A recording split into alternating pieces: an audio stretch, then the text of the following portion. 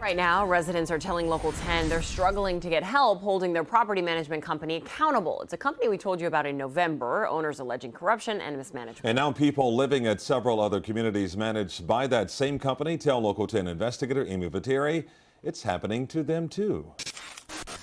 We all try to achieve that American dream that turns into a nightmare dealing with companies like this.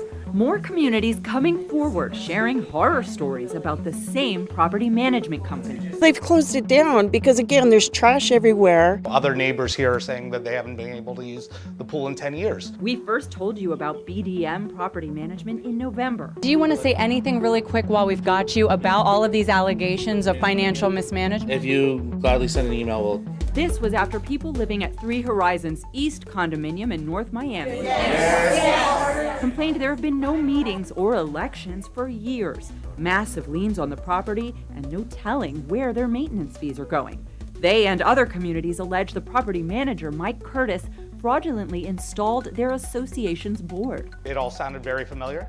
The secrecy, the outright lies in some cases. There's about a half dozen violations, and we have a lien on the property, $500. That's a day. Patty Kratenko lives in the Cypress Gardens complex in Hollywood. We obtained records showing a lien on the property of around $60,000 as of late January. I wasn't able to bring my phone in. Neighbors at the Colonies 2 in Lauderdale Lakes say they had to fight to review financials for their community. And when they did, they noticed glaring discrepancies. This copy shows a deposit of nearly $300,000 related to a Hurricane Irma insurance settlement back in 2020. But look at this copy shown to owner Ed Gaminsky. The Irma deposit is missing. Okay, you know, what's going on with the Hurricane Irma claim? They said, oh, well, it's still in federal court and it's sealed by a judge, so, you know, nobody's gonna be able to get to see it. Financials also revealed 2 unexplained large credits to the board president and vice president. The amount roughly equal to a year's worth of maintenance fees. I went through a lot with Mr. Curtis. This woman named Carol says she became owner of her unit at the Colonies 2 after her mother passed away of brain cancer in 2019. But Curtis immediately started trying to get her out. Because he kept saying he's going to auction it out, he's going to get me out of there, and I'm like, I just lost my mom. Several neighbors told us Curtis targeted them for eviction. They believe in an effort to take over their units, often towing their cars from right in front of their homes. 13 times, to be exact. That's right, towed an unlucky 13 times. Or maybe luck had nothing to do with it. As records show, the towing company is owned by a man who actually co-purchased a unit in the very same complex, along with, you guessed it, Mike Curtis. I said, wow, isn't this amazing? Back at Three Horizons East, frustrated owners say association-owned units have been secretly sold out from under them, with no indication what happened to the money. Do you own Unit 609? We're just trying to get some information about how you were able to buy an association-owned unit.